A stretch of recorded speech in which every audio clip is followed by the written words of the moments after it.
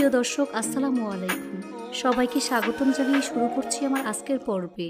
আজকে আমি আপনাদের ময়দা চিনি দিয়ে দারুণ মজার অনেক বেশি মুসমুসে রসালো পিঠা তৈরি করে দেখাবো।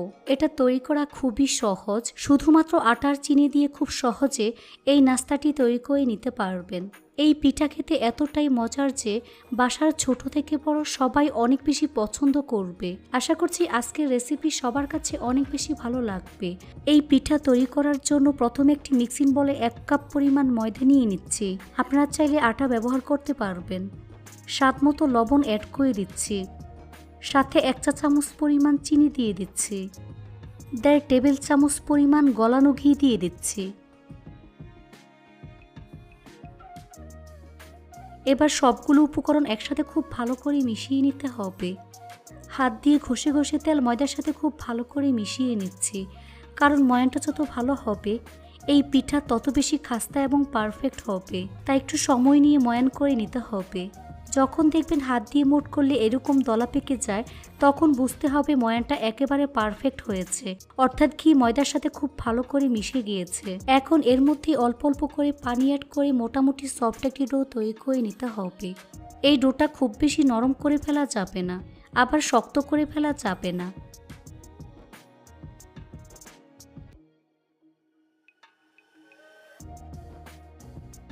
এই তো আমার ডোটা রেডি হয়ে গিয়েছে।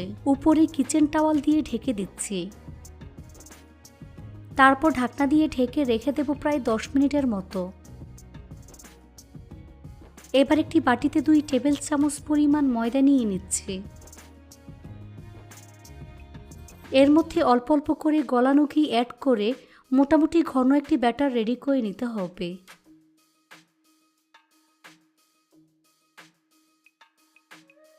এই তো ঘন পেস্ট রেডি হয়ে গিয়েছে।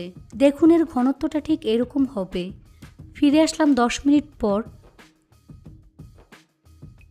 এখন এই ডোটাকে আরও কিছুক্ষণ সময় নিয়ে মথে নিচ্ছি।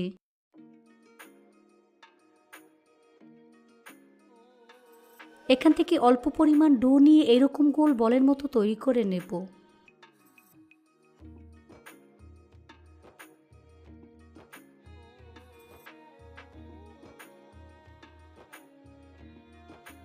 এই তো একটি বল আমি তৈরি করে নিয়েছি। একইভাবে আরও 8টি বল আমি তৈরি করে নিয়েছি। এখন বোর্ডের মধ্যে সামান্য পরিমাণ তেল লাগিয়ে নিচ্ছি। এখান থেকে একটি বল বোর্ডের উপর নিয়ে হাত দিয়ে চেপে চ্যাপটা করে নিচ্ছি।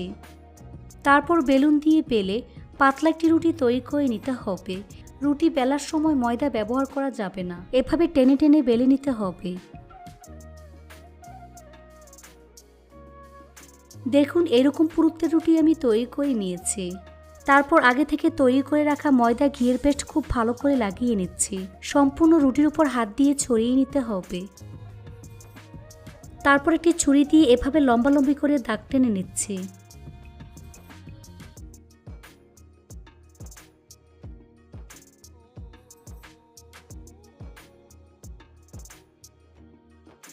তারপর 2 হাত দিয়ে এক সাইড থেকে ঠিক এভাবে রোল করে নেব।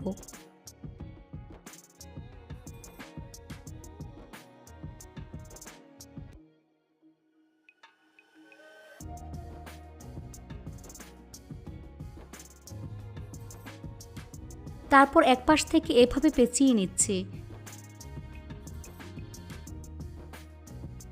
তারপর ঠিক এভাবে ফোল্ড করে নেব। একটু খেয়াল করলে বুঝতে পারবেন কাজটা আমি কিভাবে করছি। এখন এক পাশে একটু পানি লাগিয়ে এভাবে চেপে সিল করে নিচ্ছি, যাতে করে ভাজার সময় খুলে না যায়। এবার হাতের তালু দিয়ে আলতোভাবে চেপে নিচ্ছি। তারপর বেলুন দিয়ে বেলে পুরির মতো শেপ দিয়ে দিচ্ছি। এই কাজটা খুবই আলতোভাবে করবেন, তবে খুব বেশি পাতলা করা যাবে না। এই তো আমার একটি নাস্তা তৈরি হয়ে গিয়েছে। এখন একটি প্লেটের মধ্যে নিয়ে নিচ্ছি। প্লেটের মধ্যে হালকা তেল লাগিয়ে নিয়েছি। একইভাবে আরেকটি পিঠা তৈরি করে আপনাদের দেখিয়ে দিচ্ছি।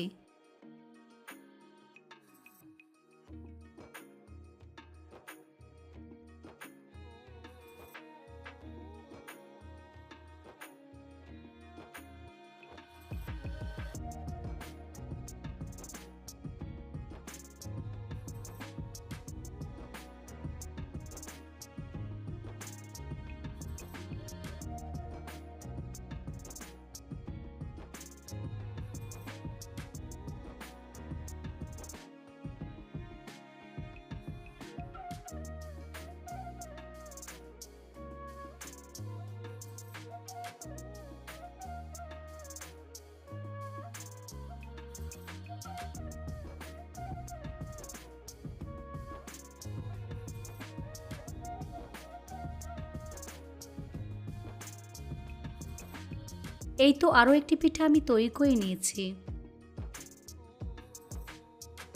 সবগুলো পিঠা একইভাবে তৈরি করে নিয়েছি। এখন পিঠাগুলো ভাজার পালা। চুলা একটি ফ্রাই প্যান বসিয়ে পরিমাণ মতো সয়াবিন তেল দিয়ে তেলটাকে হালকা আঁচে গরম করে নিয়েছি। এখন চুলার আঁচ মিডিয়াম টু লো হিটের মাঝামাঝি রেখে এর মধ্যে এক একই পিঠাগুলো দিয়ে দিচ্ছি। বেশি জোরে আছে পিঠাগুলো কিন্তু ভাজা যাবে না, তাহলে পিঠা মুচমুচে হবে না।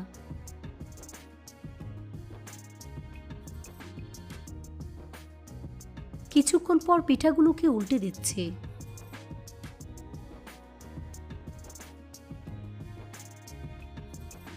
এভাবে কিছুক্ষণ পরপর উল্টে পাল্টে একটু সময় নিয়ে গোল্ডেন ব্রাউন কালার এবং ক্রিস্পি করে ভেজে নিতে হবে।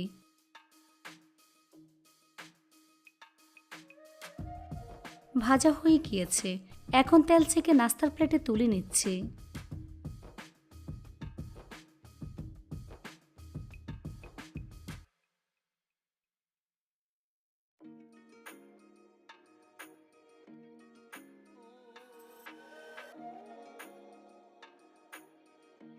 তারপর পিঠার জন্য শিরা তৈরি করে নেব।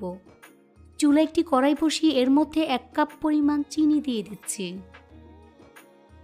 সাথে 1 কাপ পরিমাণ পানি দিয়ে দিচ্ছি। 3 থেকে 4টি এলাচ দিয়ে দিলাম। চুলার আঁচ মিডিয়ামে রেখে চিনি পানির সাথে খুব ভালো করে মিশিয়ে নিচ্ছি। এভাবে 5 থেকে 6 মিনিটের মতো জাল করে মোটামুটি 18টি শিরা তৈরি করে নেব। এই তো আমার শিরা রেডি হয়ে গিয়েছে। যখন শিরাটা হাতের মধ্যে নিলে এরকম একতারের সৃষ্টি হচ্ছে, তখন বুঝতে হবে শিরাটা রেডি হয়ে গিয়েছে। এখন চুলা বন্ধ করে এই শিরাটাকে মোটামুটি ঠান্ডা করে নেব। তবে খুব বেশি ঠান্ডা করে ফেলা যাবে না, হাত দিলে সহনীয় এমন গরম থাকতে হবে। শিরাটাকে কিছুটা ঠান্ডা করে নিয়েছি। এর মধ্যে পিঠাগুলো আমি দিয়ে দিচ্ছি। পিঠার মধ্যে শিরা খুব ভালো করে লাগিয়ে নিতে হবে। এই কাজটা খুবই সাবধানে করবেন, তা না হলে পিঠা ভেঙে যাবে।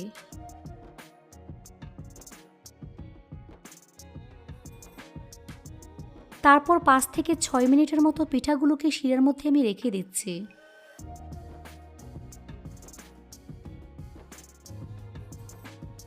এবার একে একে পিঠাগুলোকে আমি প্লেটের মধ্যে নিয়ে নিচ্ছি।